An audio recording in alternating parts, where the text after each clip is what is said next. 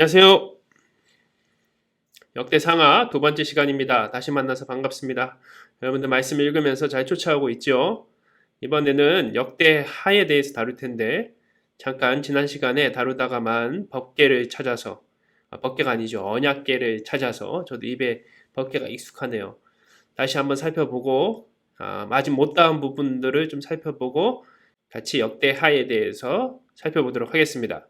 먼저 언약궤에 대해서 다시 한번 살펴보겠습니다.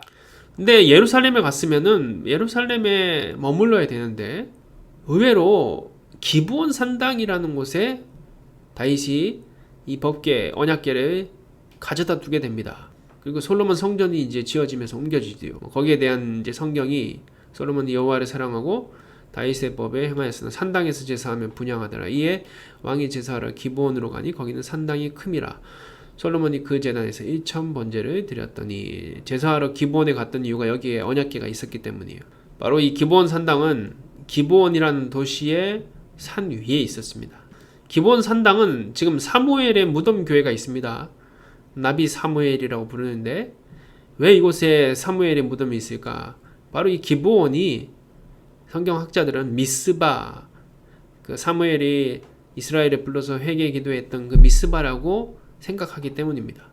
기브온과 미스바가 같은 지명일 것이다. 그런데 왜 예루살렘이 아닌 기브온 산당이 옮겨졌을까? 이미 다윗성이 세워졌죠. 예루살렘은 정복했습니다. 그리고 그 이후에 언약궤를 가져오니까 예루살렘에 갖다 놓으면 되는데 다윗은 다윗의 장막이라는 곳에 이 언약궤를 갖다 두게 되는데 다윗은 언약궤를 성막에 넣은 것이 아니라 언약궤를 위하여 다윗이 친 장막 가운데 뒀다. 그래서 그것을 다윗의 장막이라고, 이런 뭐 CCM 그룹도 있는 것 같은데 그 유명한 다윗의 Tent of David. 이후 솔로몬이 성전을 지으면서 언약궤를 가지고 왔다 그랬죠. 바로 이 성전 부지가 모리아 산에 아브라함이 이삭을 번제로 드린 그 산이고 여부스 사람 오르난의 타작마당이라고 하지 않았습니까? 그것은 다윗이 여기를 사서 성전터로 정했고, 그리고 이것이 바로 기브온 산당에 언약궤를 모신 이유가 됩니다. 무슨 말일까? 오르난의 타작마당을 다윗이 성전 부지로 선택한 이유가 뭘까? 다윗이 역대상 21장을 보면은 하나님이 기뻐하지 않은 인구 조사를 합니다. 하나님의 진노로 전염병으로 7만 명이 죽음을 당하게 됩니다. 이때 다윗이 흑백세계를 주고 구입해서 제단을 쌓고 하나님께 제사 드린 바로 그 땅이 오르난의 타작마당입니다. 바로 여기가 솔로몬의 성전을 지은 곳이고 모리아산이라는 곳이죠. 옛적에 모세가 광야에서 지은 여호와의 성막과 번제단이 그때 기브온 산당에 있었으나 다윗이 여호와의 천사의 칼을 두려워하여 감히 그 앞에 가서 하나님께 묻지 못하더라. 그러니까 오르난의 타작마당에서 이제 하나님의 분노가 이 제사로 인해서 꺾이게 되는데 다윗이 여호와의 천사의 칼이 그곳에 있다고 생각하고 두려워서 더 이상 언약궤에 다가갈 생각을 하지 못한 것이죠. 또 한 가지 이유는 솔로몬이 원해종과 함께 기브온 산당에 갔으니 하나님의 회막 곧 여호와의 종 모세가 광야에서 지은 것이 거기에 있어요. 그 당시 기브온 산당에 바로 성막이 있었다는 것입니다. 그러니까 예루살렘으로 바로 가져온 것이 아니라 성막 안에 어떻게 보면 잠시 머무르게 했을 것 같아요. 그래서 그 기브온 성당에 있는 성막에 언약궤를 둔 것이죠. 그런데 하나님의 진노 때문에 제사를 드리면서 하나님의 천사의 칼이 무서워서 옮길 생각을 못하고 있고, 나중에는 이제 하나님께서 예루살렘 성전을 허락하지 않으니까 계속 머무르게 된 것이죠. 그리고 그 기브온 산당은 바로 성막이 있었던 곳이고, 미스바, 바로 사무엘이 그곳에 모여서 하나님 앞에 회개 기도를 했다. 다 연결되지 않습니까? 성막이 있는 하나님의 임재가 있는 곳이었기 때문에 그랬다는 것이죠. 여기 잠깐 헷갈리는 부분들이 있는데, 솔로몬이 여호와를 사랑하고 그의 아버지 다윗의 법도를 행하였으나 산당에서 제사하며 분향하더라.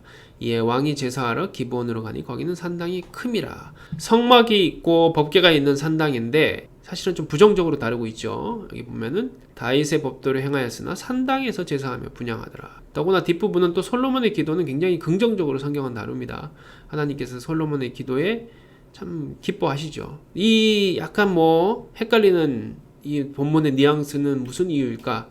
다윗은 언약궤가 거기에 있음에도 불구하고 기본의 산당에서 예배하지는 않았습니다. 그러니까 서로 다르게 그렇게 다윗은 산당에 가지 않았다 이런 표현을 쓴 것이죠. 모리아산의 오르난의 타작마당에서 예배했으나 솔로몬은 산당에 가서 예배를 드렸다. 이 표현입니다. 성경에서 기본 산당 외에 다른 산당들은 우상 숭배와 관련돼서 부정하게 다루고 있습니다. 이것도 중요한 포인트죠. 그러나 후에 솔로몬은 말년에 진짜 자신의 이방 아내들을 위해서 산당을 짓고 악을 행하게 되죠. 그러니까 기본 산당 외에는 성경에서 다른 산당들은 자신의 어떤 욕심들로 만들어 놓은 우상의 산당들이었기 때문에 굉장히 성경은 부정하게 다루고 있다. 그래서 이제 솔로몬은 성전으로 언약궤가 옮겨지게 되죠. 그 다음에는 다시 성경에서 이제 언급할 필요가 없습니다. 왜냐면 그것이 계속 있는 것이니까요. 근데 기원전 586년에 바벨론에 의해서 성전이 파괴되면서 언약궤는 바벨론으로 옮겨지거나 파괴되었을 것이라고 학자들은 생각합니다. 왜냐면은 이 언약궤 자체가 금으로 금박되어 있었는데 아마 바벨론의 군사들이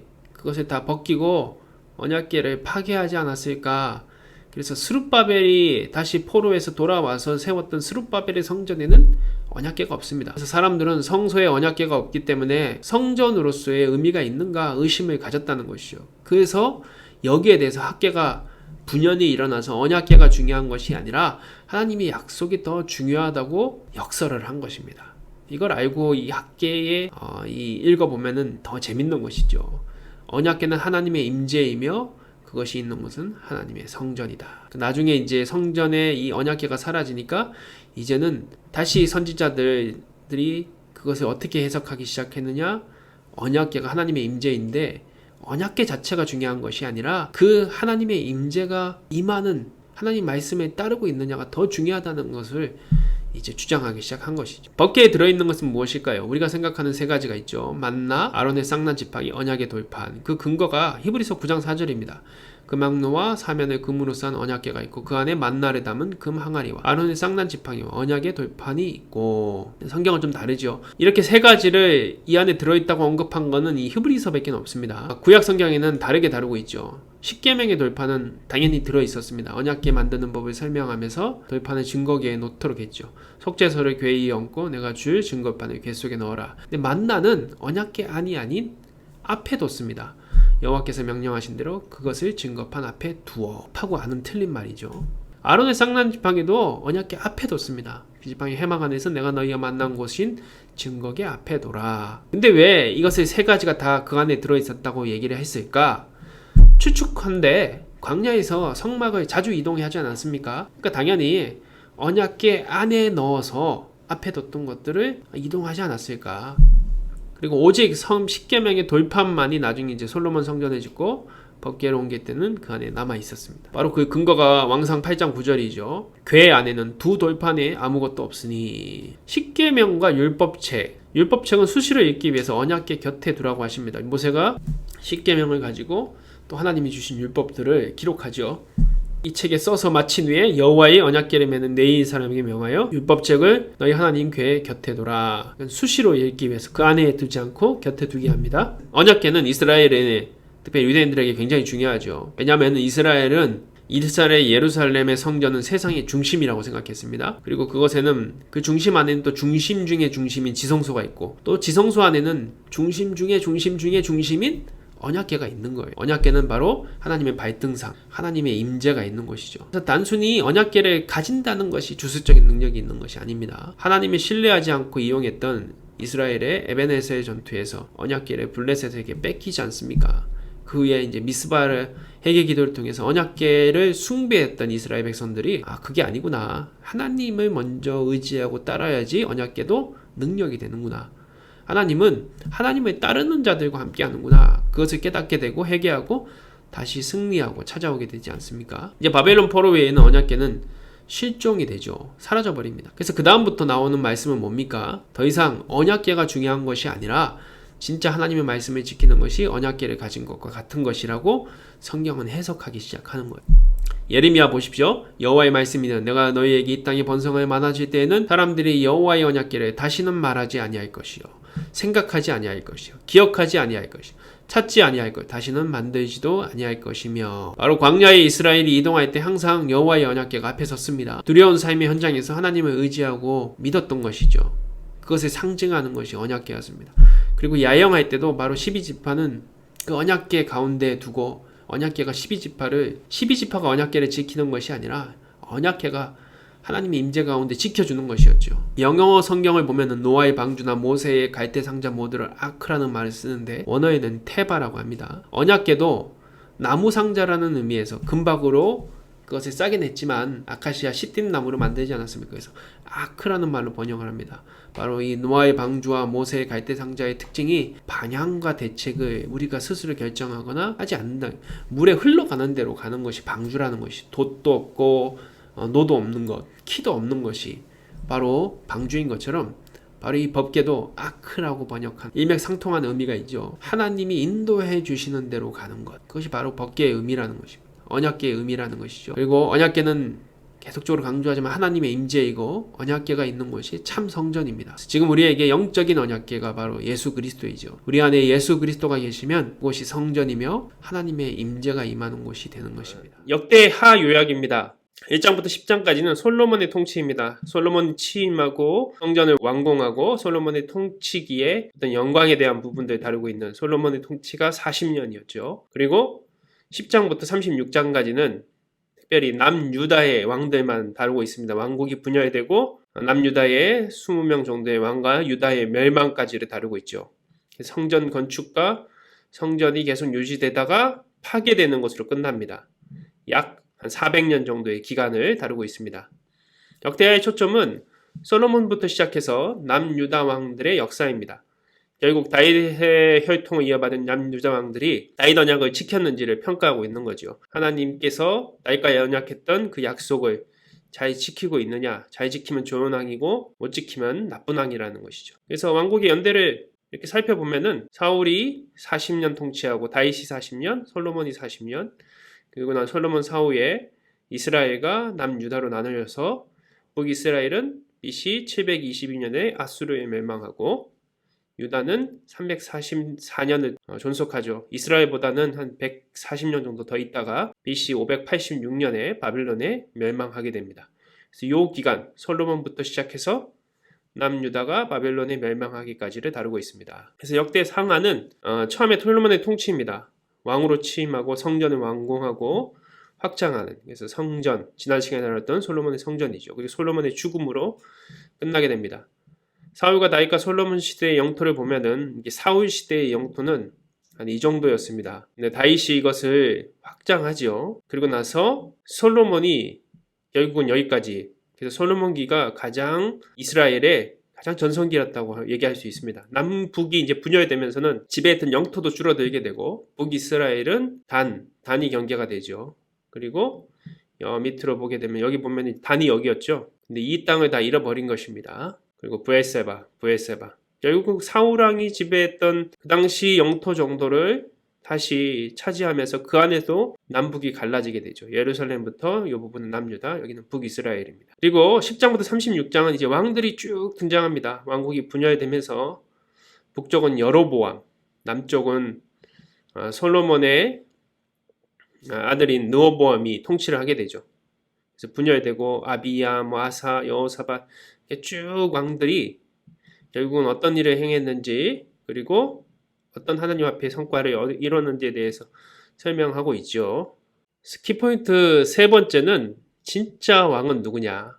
조선에서 세종대왕과 같은 왕이 좋은 왕이라면 이스라엘, 특별히 이 역대기에서는 하나님의 말씀을 따르는 이스라엘을 하나 되게 하는 자가 진짜 왕이라는 것이죠.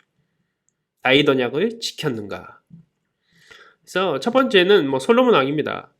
지혜의 왕이기도 하지만 성전 건축하기 그때까지는 우상 숭배의 왕이기도 하죠. 성전 건축을 하는 시기 솔로몬은 지혜의 왕이며 하나님의 마음에 기쁨을 주는 왕이었습니다. 열왕기상 3장 3절부터 15절을 보면 솔로몬이 여호와를 사랑하고 그의 아버지 다윗의 법도를 행하였으나 산당에서 제사하며 분향하더라. 이에 왕이 제사하러 기브온으로 가니 거기는 산당이 큼이라. 솔로몬이 그 제단에 1000번제를 드렸더니.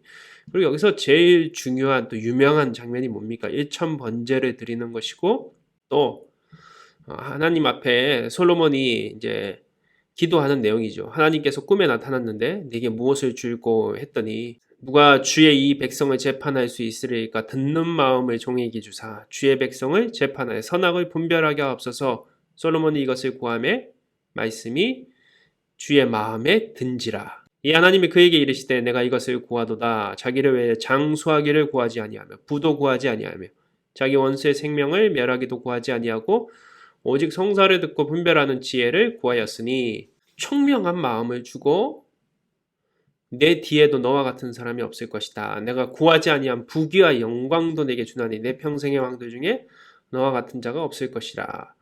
우리 전래동화 속에 금도끼 은도끼가 생각나지 않습니까? 구하지 아니한 것 정직하게 또 하나님은 마음에 들게 구했더니 다 얻는 것이죠. 그래서 하나님께 통치의 지혜를 간구하죠. 그래서 하나님이 기뻐하십니다. 솔로몬의 잠언을 보면은 여호와를 경외하는 것이 지혜의 근본이요 거룩한 자를 아는 것이 명철이니라 이 말씀도 있지 않습니까? 솔로몬이 이렇게 지혜로운 하나님을 경외하는 왕이었죠. 그리고 우리가 잘 아는 일천번제 이게 일천일이냐 일천계냐 여기에 대해서 이제 여러분들 많이 들었죠. 일천번제에서 이것은 1000번 제사를 드렸다는 것이 아니라 1000마리의 생축을 불태워 제사를 드렸다는 뜻입니다. 여기서 번이라는 게 횟수로 얘기하는 번이 아니라 해운다라는 번을 사용한 것이죠. 그래서 현대어 번역 성경에는 1000마리의 생축으로 하나님 앞에 번제를 드렸다. 그러면 왜 1000번제를 드렸나? 번제라는 것은 연기로 하나님께 드림을 통해서 하나님께 바쳐주는 상징하는 제사 아닙니까? 그러니까 그만큼 많이 드려서 하나님 앞에 이 번제의 제물을 통해서 감동되게 드렸다는 것이죠. 1000이라는 것도 정확하게 숫자를 1000개다 이 의미도 있겠지만 신명기 표현을 보면은 너희를 현재보다 1000배나 많게 하시며 30배, 60배, 100배 이렇게 성경에서 표현하는 그 표현처럼 정확한 수치보다는 매우 많이라는 표현이라는 뜻이죠. 결론적으로 1000번제는 1000날 동안 희생 제사를 드렸다는 것이 아니라 1000개의 번제 제물을 헌물을 드렸다는 의미입니다. 그래서 정성과 시간의 헌금을 상징한 1000번제는 사실 이런 오해에서 시작된 것이죠. 그러나 그 마음과 정성으로 드린다면 하나님이 분명히 받으실 것입니다. 1000번을 드리든지 1000번만큼 많은 숫자를 드리든지 하나님이 받으실 만한 예물을 드리는 것이 중요하죠. 하나님이 받으시는 예물, 곧 헌금은 어떤 것입니까? 누가복음을 보니까 과부의 2냅돈이지 않습니까? 자신이 가지고 있는 전부. 그것을 드렸을 때 내가 참으로 너희에게 말하노니 그 가난한 과부가 다른 모든 사람보다 많이 넣었도다. 하나님은 돈의 액수를 아니라 드리는 사람의 마음을 받으시는 것이죠. 또 누가복음 12장 31절을 보면은 34절까지 먼저 그의 나라와 그의 의를 구하라. 그리하면 이것들을 너희에게 더하시리라. 이렇게 말씀하시면서 너희 보물 있는 곳에는 너희 마음도 있으리라. 재물이 있는 곳이 우리의 마음이 분명히 있다는 것이죠. 또 이사야 1장 11절부터 20절에 보면은 하나님은 너희의 무수한 재물이 무슨 내게 유익이 있겠느냐. 그러니까 하나님이 정말 1000마리의 소를 드린다고 해서 번제로 드린다고 해서 하나님이 무슨 그게 기쁨이 되겠습니까? 드리는 마음이 없이 드린다면은. 그러나 나는 순양의 번제와 살찐 짐승의 기름에 배불렀고 나는 수송아지나 어린 양이나 순 염소의 피를 기뻐하지 아니하노라. 내 마당만 밟을 뿐이니라. 이런 진정한 마음 없이 드리는 예물은 교회만 그냥 다니는 그냥 보험 든 것이죠. 헛된 재물을 가져오지 말라. 정성을 다하지 않은 어이삭과 안식일과 대회로 모이는 것도 그러하니 성회와 아울러 악을 행하는 것은 내가 견디지 못하겠노라. 교회는 열심히 다니는데 세상에서는 그렇게 살지 못한다면은 하나님께 그걸 가증히 여긴다는 것입니다. 그래서 하나님이 진짜 받으시는 예물은 뭐냐? 너희는 스스로 씻으며 너희의 스스로 깨끗하게 하여 내 목전에서 너희 악한 행실을 버리고 행악을 그치고 선행을 배우며 정의를 구하며 학대받는 자를 도와주며 고아를 위하여 신원하며 과부를 위하여 변호하라. 너희가 즐겨 순종하면 땅의 아름다운 소산을 먹을 것이요 너희가 거절하고 배반하면 칼에 삼켜지리라. 여호와의 말씀이니라. 여기서 중요한 말씀이 있죠. 너희의 죄가 주홍 같을지라도 눈과 같이 이어질 것이요 진홍 같을지라도 붉을지라도 양털같이. 바로 이 모든 일을 행하는 자를 하나님께서 용서하신다는 것입니다. 품어주신다는 것이에요. 자기가 죄를 행했더라도 그 죄를 하나님도 용서해 주신다는 거예요. 무엇보다 로마서 12장 1절에 보면은 형제들아 내가 하나님의 모든 자비하심으로 너희를 권하노니 너희 몸을 하나님이 기뻐하시는 거룩한 산 제물로 드리라. 이는 너희의 드릴 영적 예배니라. 하나님이 기뻐하시는 제물은 하나님이 받으실 만한 마음과 정성을 다한 예물이죠. 무엇보다 우리의 삶이 하나님이 받으시는 산 제물이 돼야 된다는 것입니다. 솔로몬의 평가는 아까 등장하는 것처럼 주의 마음에 든 자입니다. 솔로몬이 이것을 구하며 그 말씀이 주의 마음에 든지라. 비슷한 또 표현이 있죠. 사도행전에 보면 13장 22절에 패하시고 다윗을 왕으로 세우시고 증언을 이르시되 내가 이새의 아들 다윗을 만나니 내 마음에 맞는 사람이라 내 뜻을 다 이루리라 하시더니 하나님의 마음 합한 자 다윗이죠. 아버지 다윗과 솔로몬 모두 하나님의 마음에 든 사람이었습니다. 믿음 생활하면서 정말 여러분들 이런 평가 받고 싶지 않습니까? 사람이 아니라 사람에게 정말 멋집니다. 열심히 하십니다. 정말 거룩한 삶을 사십니다. 하고 칭찬받는 거 그것도 좋겠지만 정말 하나님이 야, 넌 내 마음에 정말 든다. 내가 너를 볼 때 너무 기쁘다. 이럴 수 있는 사람이 된다면은 얼마나 좋겠습니까? 이게 우리의 방향이고 목표가 돼야 된다는 것이죠. 그러나 다윗도 밧세바 사건으로 인해서 간음과 살인을 저질렀던 솔로몬도 말년에 우상 숭배의 죄를 짓습니다. 역대하에는 솔로몬의 치적을 단 2장, 7장까지는 성전 건축을 하죠. 1장부터. 근데 이 2장 속에는 사실 솔로몬의 어떤 이런 우상 숭배의 죄를 직접적으로 언급하진 않습니다. 근데 열왕기서를 보면 우리가 솔로몬의 우상 숭배를 제대로 고발하고 있죠. 하나님을 배반하는. 솔로몬 왕이 바로의 딸을 위해 이방의 많은 여인을 사랑하였으니 곧 모압과 암몬과 에돔과 시돈과 헷 여인이라. 여호와께서 일찍이 이 여러 백성에 대하여 이스라엘 자손에게 말씀하시기를 너희는 그들과 서로 통혼하지 말며 그들도 너희와 서로 통혼하지 말라. 그들이 반드시 너희의 마음을 돌려 그들의 신들을 따르게 하리라 하셨으나 솔로몬이 그들을 사랑하였더라. 솔로몬이 나이가 많을 때 그 여인들이 그의 마음을 돌렸다. 이제 나이가 많아지니까 믿음이 약해지기 시작한 거예요.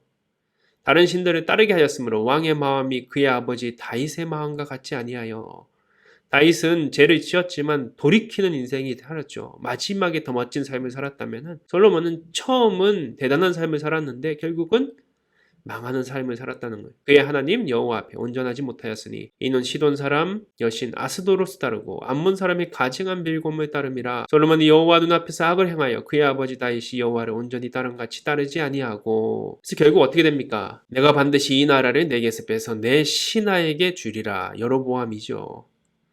그런 내 아버지 다윗을 위하여 내 세대에 있는 이 일을 행하지 아니하고 내 아들의 손에서 빼앗으리라. 오직 내가 이 나라를 다 빼앗지 아니하고 내 종 다윗과 내가 택한 예루살렘을 위하여 한 지파를 내 아들에게 주리라. 이게 바로 유다이죠.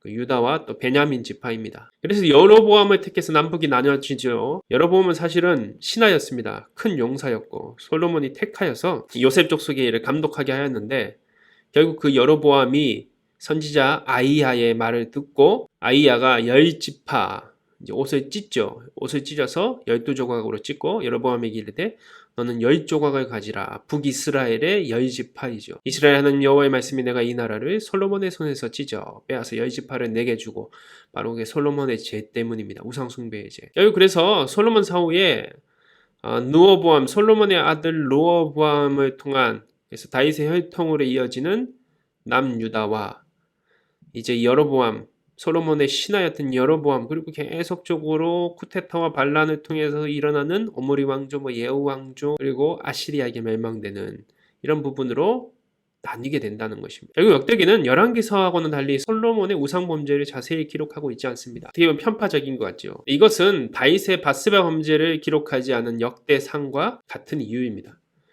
왜냐하면 다윗 왕조의 혈통과 정통성을 주장하는데 굳이 이 내용들을 다룰 필요가 없어서이지요. 그래서 치적만을 강조합니다. 그러나 성경은 그 숨어있는 죄도 결국 다 드러나게 하지요. 열왕기서를 통해서 솔로몬의 우상 범죄와 다윗의 언약에도 불구하고 다윗의 범죄도 다루고 있죠.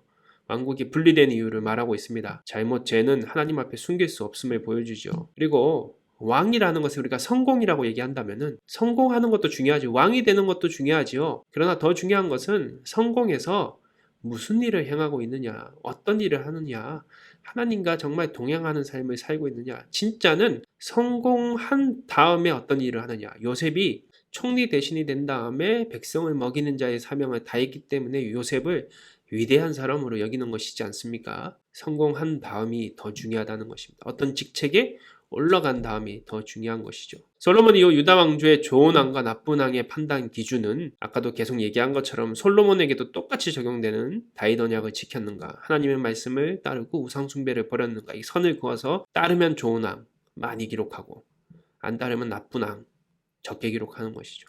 예를 들어서 솔로몬의 아들 르호보암의 통치가 10장에서 12장이 나오는데 왕국이 분열되고 유다 왕국이 약해지죠. 처음은 여로보암은 사실은 북이스라엘이 여러 번 우상 숭배를 하거든요. 왜냐하면은 예루살렘이 남유다에 있었기 때문에 당연히 다른 신상을 만들어서 사람들을 그쪽으로 가지 못하게 하려고 우상을 만들게 됩니다. 그러나 곧 율법을 버리고 이 느호보암도 처음에는 잘 따르는 것 같았으나 자신의 강함을 믿으며 약해지지요. 그래서 역대하 12장 1절부터 2절의 평가가 느호보암의 나라가 경과하여 세력이 강해짐에, 확실히 강해지는 것이 문제입니다. 약할 때는 그렇지 않은데 강해짐에 잘 살게 되며 부하게 되며 성공함에 그가 여호와의 율법을 버리니 온 이스라엘이 본받은지라. 그래서 북이스라엘과 남유다의 왕들을 이렇게 평가해 본다면은 북이스라엘은 거의 좋은 왕이 없습니다. 예후 정도가 처음엔 좋았지만 마지막은 에빌 나빴다는 것이죠. 남유다는 어떻습니까? 느호보암, 에빌, 아사와 여호사밧이 그나마, 요아스와 아마사는 좋은 왕이었는데 나중에는 나쁜 왕이 되었다. 요시야 요담 좋은 왕, 히스기야 좋은 왕, 요시야 좋은 왕, 나머지는 다 에벨 나쁜 왕들. 이 판단 기준이 뭐라고요? 어떻게 통치를 했느냐, 무슨 정책을 했느냐, 무슨 사업, 무슨 백성들을 위해서 뭘 만들었느냐. 이게 중요한 게 아니라 다윗 언약을 지켰느냐, 하나님의 말씀을 따랐느냐. 이게 판단의 기준이라는 것이죠.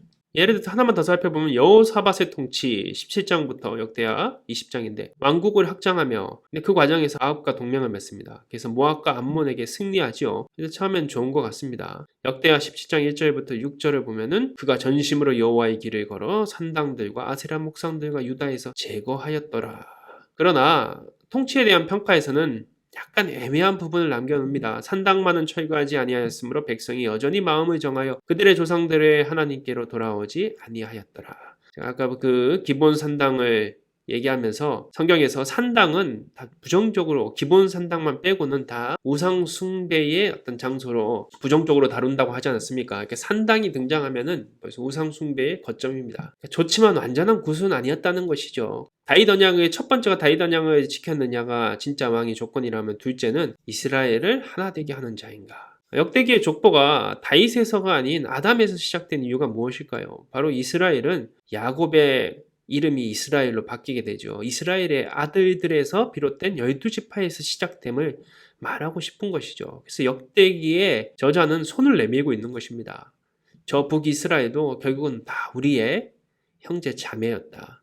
그들이 하나님 앞에 불순종으로 말미암아 지금은 이방인들과 혼혈되어서 결국은 우상 숭배하면서 망한 나라가 되었고 예수님 시대에도 결국은 이제 사마리아라고 해서 유대인들에게는 사람 취급받지 않는 그런 이방인들과 같은 취급을 받았지만 역대기에서는 여전히 그들을 품고 하나 되고 싶어하는 한 민족임을 강조하고 있는 것이죠. 돌아온 포로들에게 남유다만이 자신들의 정체성으로 여길 때 다윗 언약을 따른다면 북이스라엘도 자신의 잃어버린 나라임을 전한 것입니다. 역대기 저자는 유다 지파와 베냐민 지파가 남유다 왕국뿐만 아니라 이스라엘을 대표하는 지파이지만 어떻게 하면 이스라엘 공동체가 하나가 될 수 있을지를 고민했다는 것이죠. 그래서 역대기 저자는 온 이스라엘의 이상적인 모습을 계속적으로 표현합니다. 예루살렘 성전을 봉헌하고 온 이스라엘이 다윗과 솔로몬을 지지하며 하나님을 섬기는 그 표현들 그걸 강조하는 것이죠. 역대하 7장 8절부터 10절에 보면 애국 땅까지 온 이스라엘의 심히 큰 회중이 모여 그와 함께 하였더니 여기서 온 이스라엘을 계속 표현한 것이죠. 그리고 계속 성전, 다윗, 솔로몬을 강조한 이유는 바로 우리가 갈라진 나라가 아니라 하나된 민족이었다는 것을 강조하는 것이죠. 백성이 여호와께서 다윗과 솔로몬과 그의 백성 이스라엘에게 베푸시는 애로 말미암아 기뻐하며 마음에 즐거워하였다. 그래서 역대기는 공동체의 종교적 기초를 형성하는 데 모든 백성을 참여시키고 또 역할을 강조합니다. 북이스라엘과 남유다 제사장뿐만 아니라 일반 백성들에 이루어진 온 이스라엘이 이제 포로에서 돌아와서 새로운 공동체를 성전에서 모여 예배할 것을 강조하고 초대하고 있는 것이죠. 그래서 역대하 31장 4절부터 10절을 보면은 유다의 왕들도 이런 노역들을 한 왕들이 있음을 그리고 그들이 좋은 왕이었음을 강조하는 것이죠.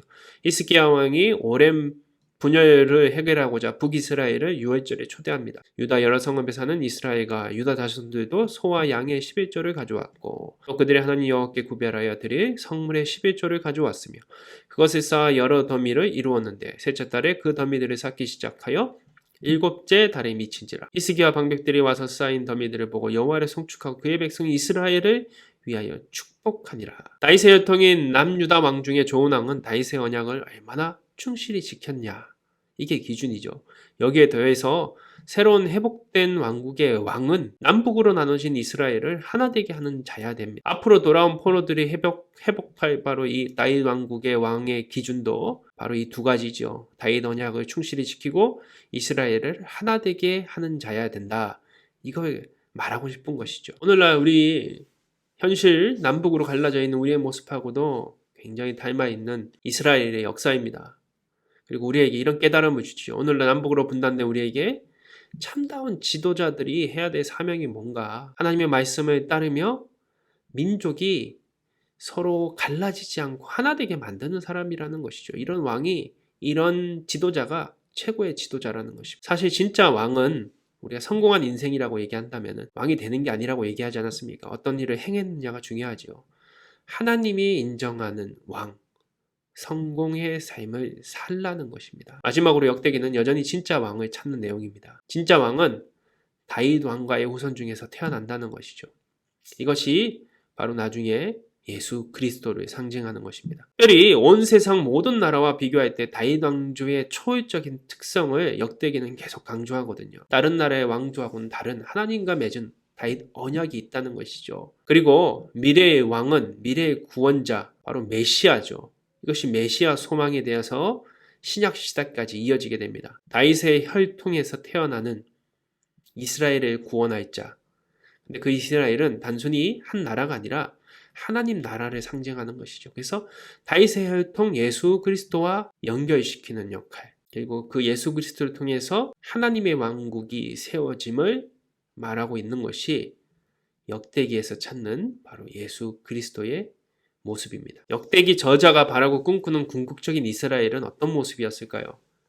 포로에 돌아와서 예루살렘 성벽은 다 무너지고 성전은 다 회파됐습니다. 그곳에서 하나님의 약속, 다윗과 맺었던, 모세와 맺었던, 또 아브라함과 맺었던 언약들이 다 사라진 것 같은 절망의 순간에 이 역대기의 저자와 또 하나님의 사람들은 회복된 이스라엘은 약속의 땅을 다시 소유하고 모세의 율법에 따라 생활하며 성전에서 여호와께 예배드리는 그것을 꿈꿨다는 것이죠. 약속의 땅은 어디입니까? 하나님의 나라이죠. 모세의 율법은 무엇입니까? 오늘날 예수님의 사랑의 복음이죠. 성전은 역대기의 핵심인 바로 예루살렘 성전과 다윗 언약, 성전된 예수님을 통해서 오늘 우리가 하나님께 나아감을 보여줍니다. 역대기가 꿈꾸는 세상은 오늘 우리에게도 똑같이 우리가 꿈꾸는 세상과 만난다는 것입니다. 오늘날 역대기는 우리에게 만들어가야 할 이 땅의 하나님 왕국을 다윗 왕국을 통해서 보여줍니다. 무엇보다 궁극적으로 이룰 하나님의 통치를 성전된 자신을 통해 이룰 진짜 왕 예수 그리스도에게로 안내하고 있다는 것입니다. 근데 역대기 상하를 보면서 여러분들은 어떤 마음을 품으시고 어떤 하나님께서 주시는 말씀을 들으셨습니까? 저는 이 역대기 상하를 통해서 오늘 우리의 삶의 현장들에서 상황이나 조건들이 아니라 우리가 정말 찾아야 될 본질이 무엇인가? 오늘 하나님 앞에 우리가 또 세워야 될 하나님의 성전은 무엇인가? 오늘 그것을 다시 한번 발견하게 됩니다. 말씀을 쫓아가고 또 우리의 삶 가운데 하나님의 통치를 이루는 하나님의 임재가 임하는 언약궤와 같은 동행하는 삶. 그래서 오늘 이 땅 위에 무너져 있는 모든 것들이 다시 회복되는 삶을 이뤄나가시는 놀라운 은혜가 이 역대기 상하를 읽으면서 이 강의를 들으면서 이루어지시기를 주님의 이름으로 기도합니다. 다음 시간에는 에스라 느헤미야를 같이 읽고 살펴보도록 하겠습니다. 12월 24일 화요일에 바이블 아카데미에서 다시 만나겠습니다. 감사합니다. 안녕히 계세요.